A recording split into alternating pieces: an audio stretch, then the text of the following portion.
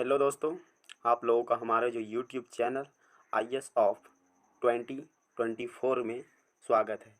आज हम लोग क्लास 6 की जियोग्राफी चैप्टर 1 इसका नाम है सौरमंडल, वहाँ से अध्ययन करेंगे। तो चलिए बिना देर किए वीडियो को स्टार्ट करते हैं। देखिए, यह मेरे द्वारा नोट्स बनाया गया है। मैं एनसीईआरटी की बुक जो है उससे मैं पढ़ के यह नोट्स बनाया हूँ। लेकिन जब आप एनसीईआरटी नहीं पढ़े हैं तो आपको इस नोट्स से पढ़ने से कोई फ़ायदा नहीं है। इस वीडियो को देखने से आपको कुछ नहीं मिलने वाला है।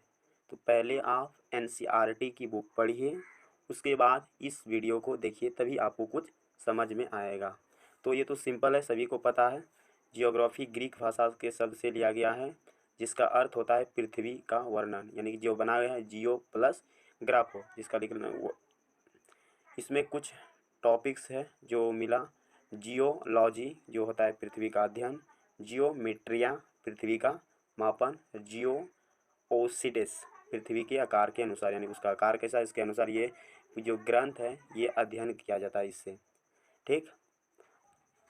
सौर मंडल पढ़ने से पहले हम लोग ये जान लेते हैं कि खगोलीय पिंड क्या है, यानी कि खगोलीय पिंड क्या है।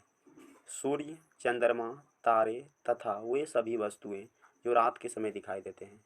सिंपल सा है, वो सारी वस्तुएं जो हमें रात में दिखाई देती है उसी को क्या कहा।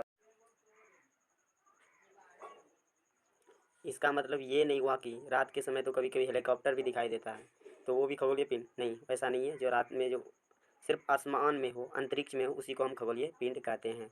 तो अगला हम लोगों का टॉपिक है तारा क्या है, यानी कि स्टार। वो खगोलीय पिंड जिसके पास अपनी ऊष्मा और ऊर्जा हो और वह उत्सर्जित करते हैं, उसी को हम लोग क्या कहेंगे, तारा कहेंगे। क्या उसके बाद जो दूसरा है वो है ग्रह। ग्रह किसे कहेंगे, वो एक खगोलीय पिंड जिसके पास ऊष्मा और प्रकाश दोनों में से कोई ना हो और वह किसी के तारा के चारों ओर चक्कर लगाता हो, उसी को हम लोग क्या कहेंगे, ग्रह कहेंगे। अगला हम लोगों का जो टॉपिक है वो है तारामंडल तथा नक्षत्र मंडल, यानी कि तारामंडल किसे कहते हैं और नक्षत्र मंडल किसे कहते हैं।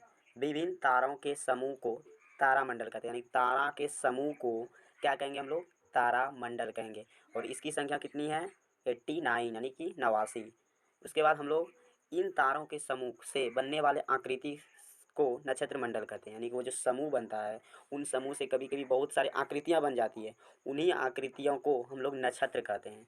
नक्षत्र कितना है, 27। अब अगला हम लोगों का जो टॉपिक है वो है ध्रुव तारा, पोल स्टार। इसे उत्तरी तारा भी कहा जाता है क्योंकि ये जो तारा है वो हमेशा उत्तर में एक ही जगह पर स्थित रहता है। प्राचीन काल में जब घड़ी नहीं थी तो उस समय यात्री इसी तारा से अपना दिशा निर्धारित करते थे। इसकी हम अगर इसमें देखने चाहेंगे तो सप्तऋषि की सहायता से इसे देख सकते हैं। अगला हम लोगों का जो टॉपिक है वो है सौर मंडल, यानी कि सोलर सिस्टम। सोलर सिस्टम क्या है, इसे तो सौर परिवार भी कहा जाता है।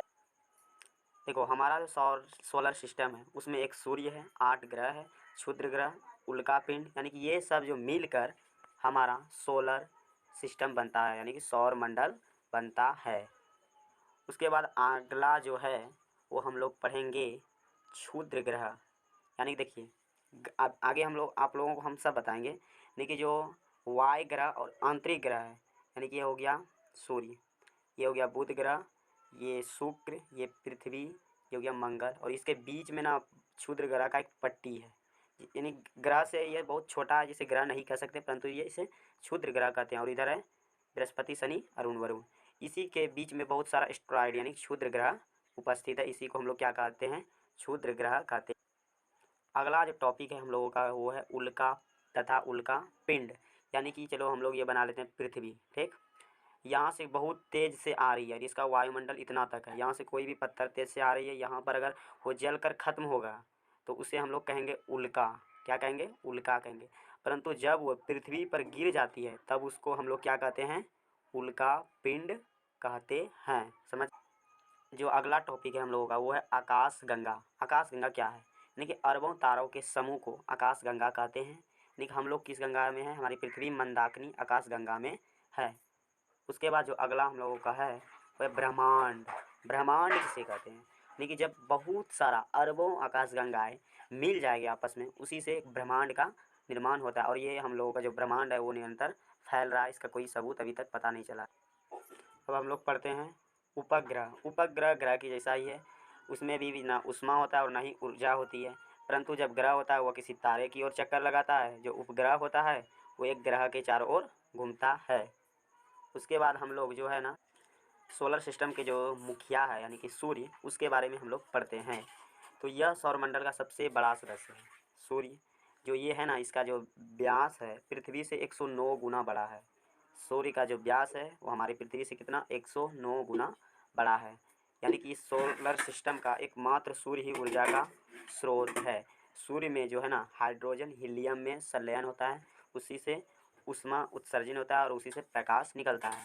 सूर्य पृथ्वी से 15 करोड़ किलोमीटर दूर है, यानी जो हमारी पृथ्वी है उससे सूर्य 15 करोड़ किलोमीटर दूर है। उसके बाद हम लोग पढ़ेंगे ग्रह। ग्रह की संख्या पहले 9 थी, लेकिन अभी कितना हो गया है, 8 हो गया है। जो लास्ट ग्रह है नौवां वो प्लूटो, जिसको 2006 में सम्मेलन हुआ था, जिसके अंतर्गत उसे हटा दिया गया अभी, लेकिन 8 ही ग्रह है। अब उसे प्लूटो को बौना ग्रह के श्रेणी में रखा गया है। अब जो दूसरा हमारा सौरमंडल का सदस्य है वो है ग्रह। ग्रह यानी ग्रह जो 8 है वो सूर्य से दूरी के अनुसार किस प्रकार है। जो पहला ग्रह है बुध, दूसरा शुक्र, पृथ्वी, मंगल, बृहस्पति, शनि, अरुण और वरुण। यानी आकार, यानी कौन ग्रह बड़ा है और कौन ग्रह छोटा है। तो सबसे हम लोग बड़ा के छोटा की ओर चलेंगे। सबसे बड़ा बृहस्पति, शनि, अरुण, वरुण, पृथ्वी, शुक्र, मंगल और बुध है। उसके बाद ग्रह को 2 श्रेणियों में बांटा गया है, आंतरिक ग्रह और वायु ग्रह। पहला आंतरिक ग्रह में है बुध, शुक्र, पृथ्वी, मंगल। आंतरिक ग्रह में जो सबसे बड़ा ग्रह है वो पृथ्वी है। वायु ग्रह में बृहस्पति, शनि, अरुण, वरुण। उसके बाद हम लोग आगे एक एक ग्रह के बारे में पढ़ेंगे। तो सबसे पहले हम लोग बुध ग्रह के बारे में जानते हैं। जो यह सबसे छोटा ग्रह है, यह सब सूर्य के सबसे नज़दीक है। यानी कि यह जो है नज़दीक होने के कारण सबसे जल्दी सूर्य का चक्कर लगा लेता है, जो ये 88 दिन में पूरा कर लेता है। यहाँ पर वायुमंडल नहीं है, यह पूर्व से पश्चिम की ओर घूर्णन करता है। और जो यहाँ पर वायुमंडल नहीं होने के कारण दिन में टेम्परेचर काफ़ी हाई हो जाता है और जबकि रात में टेम्परेचर काफ़ी लो हो जाता है। इसी कारण इस ग्रह पर तापांतर अधिक पाया जाता है। जो दूसरा ग्रह है वो शुक्र ग्रह है। इसे सबसे गर्म ग्रह कहा जाता है, क्योंकि यहाँ पर वायुमंडल तो है परंतु यहाँ कार्बन डाइऑक्साइड काफ़ी अधिक मात्रा में, जिसके कारण यहाँ जितना ऊष्मा आती है वो कार्बन डाइऑक्साइड जो है वो रोक कर रख लेती है और बाहर काफ़ी कम जाने देती है, जिसके कारण यहाँ दिन प्रतिदिन जो टेम्परेचर है अधिक बढ़ता ही जा रहा है। इसे पृथ्वी का जुड़वा ग्रह भी कहा जाता है। इसे भोर तथा शाम का तारा भी कहा जाता है। किसी किसी में इसे पृथ्वी की भगनी इत्यादि नामों से जाना जाता है। तो दूसरा हम लोगों का जो ग्रह है वो है हमारी पृथ्वी, जिस पे हम लोग अभी है। आंतरिक ग्रह में सबसे बड़ा ग्रह है, इसे नीला ग्रह कहा जाता है। क्यों कहा जाता है? क्योंकि यहाँ पर जो 71% है वो अधिक पानी ही है, जिसके कारण इसे नीला ग्रह कहा जाता है। इसका घूर्णन काल जो है 23 घंटे 56 मिनट और 4 सेकंड है, और जो सूर्य का चक्कर लगाने में इसे 365 दिन 5 घंटे और 48 मिनट और 46 सेकंड लगता है। इसका मात्र एक उपग्रह है जिसका नाम चंद्रमा है। जो तीसरा हम लोगों का जो ग्रह है वो है मंगल ग्रह। क्या है? मंगल ग्रह। इसे लाल ग्रह भी कहा जाता है। सौरमंडल का सबसे ऊंचा पर्वत ओलम्स मॉन्स यहीं पर है। यानी सौरमंडल का जो यहाँ से है ना माउंट एवरेस्ट, इससे भी 3 गुना ऊंचा पर्वत मंगल ग्रह पे है, ओलम्स मॉन्स। इसका घूर्णनकाल पृथ्वी के बराबर 24 घंटे और इसका जो परिभ्रमण काल है यानी सूर्य का एक चक्कर 387 दिन में लगा लेते हैं मंगल। उसके बाद इसका 2 उपग्रह, हमारा एक उपग्रह चंद्रमा, लेकिन इसका 2 उपग्रह फोबोस और डीमोस है। तो अगला हम लोगों का टॉपिक है बृहस्पति ग्रह यानी कि जुपिटर। यह सबसे बड़ा ग्रह है। घूर्णनकाल इसका 10 घंटा है। 12 वर्ष में इसका परिक्रमा कर लेता है और 79 उपग्रह है 79। जो अगला ग्रह हम लोगों का वो है शनि ग्रह। इसकी खोज गैलीलियो ने किया था। किसने किया था? शायद ये पूछ सकता है। गैलीलियो ने किया था। इसके चारों ओर 7 छल्ले हैं। कितने? 7 चमकीले छल्ले हैं। इसे सुंदर ग्रह भी कहा जाता है। इसका घूर्णनकाल 10.5 घंटे, 10 घंटा भी याद रख सकते हैं, 29 वर्ष है। उपग्रह इसका भी एक्यूरेट पता नहीं है, लेकिन इसमें जो सबसे बड़ा उपग्रह वो टाइटन है। जो अगला हम लोगों का टॉप है अरुण ग्रह। कौन सा ग्रह? अरुण ग्रह, नेपच्यून। इसकी खोज विलियम हर्सल ने किया था। इसका घूर्णन और उपग्रह कुछ नहीं है, इसे सिर्फ लेटा हुआ ग्रह भी कहा जाता है। वरुण ग्रह इसे ये इसकी खोज जॉन गाले ने किया था। इसमें 2 ग्रह है। कौन? एक अरुण ग्रह है और दूसरा शुक्र ग्रह है। ये जो दोनों ग्रह हैं ना वो उल्टे घूरते हैं, यानी कि वहाँ पर सूर्योदय पूर्व में नहीं बल्कि पश्चिम में होता है। यानी कि ये जो ग्रह है वो पश्चिम से यानी पूर्व से पश्चिम की ओर घूमता है। जो हम लोगों का जो ग्रह है वो पश्चिम से पूर्व की ओर घूमता है। जो एक चंद्रमा है वो है। इसके बारे में, उपग्रह के बारे में जान लेते हैं। एक पृथ्वी का मात्र उपग्रह जिसका इसका जो घूर्णन काल है वो 27 दिन है, परिभ्रमण काल भी 27। जो चंद्रमा है वो पृथ्वी से 3,84,400 किलोमीटर दूर है।